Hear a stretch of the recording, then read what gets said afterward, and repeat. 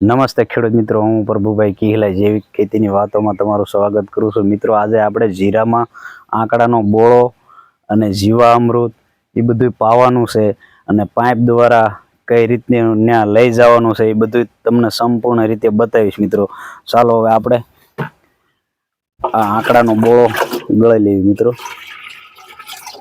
આ આંકડાનો બોળો છે. મિત્રો, આ રીતનું ઝીણું કપડું રાખી અને ગળાઈ લેવાનું છે. જો આ રીતે કમ્પ્લીટ ઝીણા કપડે ગળાઈ લેવો એટલે આપણે જે પંખડે પંપ વડે જે આપવાનું છે, જે વેનસુરી દ્વારા પાઇપલાઇનમાં આપવાનું છે, આપણે બેરલ ભરવાનું છે. એ વેનસુરીમાં ક્યાંય પણ કસ્તર ન હલવાય એટલા માટે આ ઝીણું કપડું રાખી અને ગળે લઈશું. મિત્રો, આપણે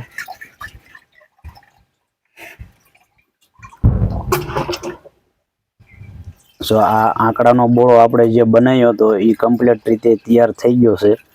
હવે આપણે પિયતમાં આને આપવાનું છે.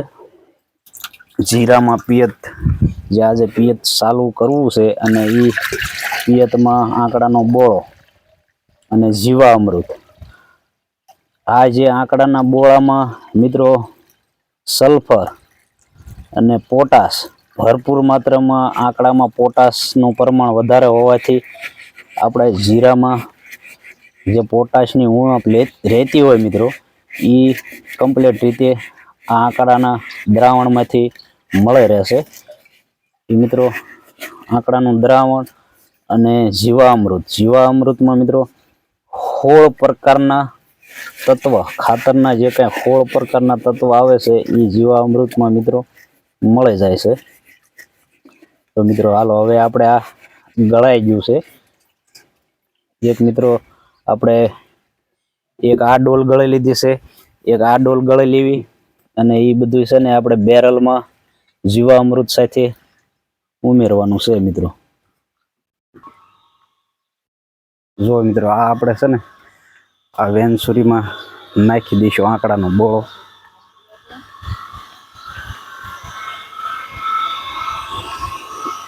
આ વેનસુરીમાં આપણે આંકડાનો બોળો ઉમેરી દીધો છે. મિત્રો,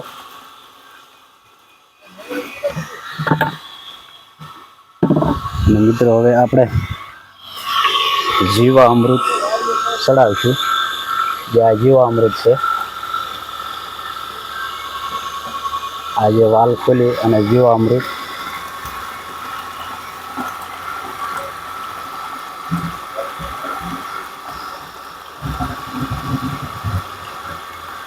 મિત્રો આ જીવામૃત આવે છે. અને મિત્રો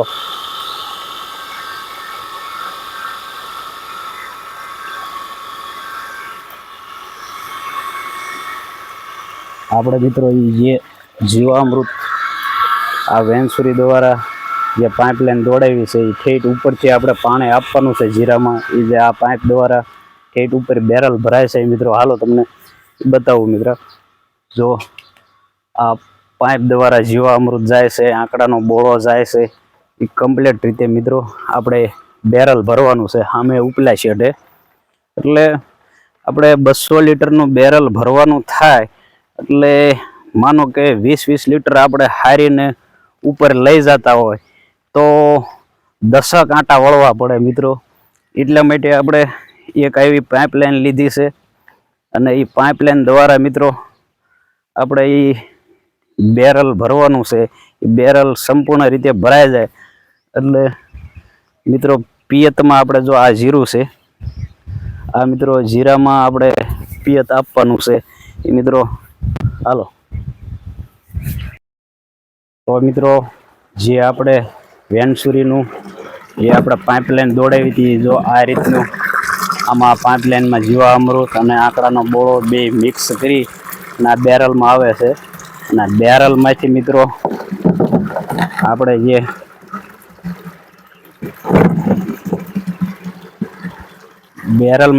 આપણે જે પિયતમાં આપવાનું છે. જો આ રીતનું આ નળ વડે આ રીતનું પિયતમાં જવા દેવાનું છે જીરામાં. જો મિત્રો, આ રીતનું પિયતમાં આપણે જીવામૃત જવા દેવી છે આંકડાનો બોળો એ મિત્રો જીરામાં આપણે આ રીતનું પિયતમાં આપીએ છીએ.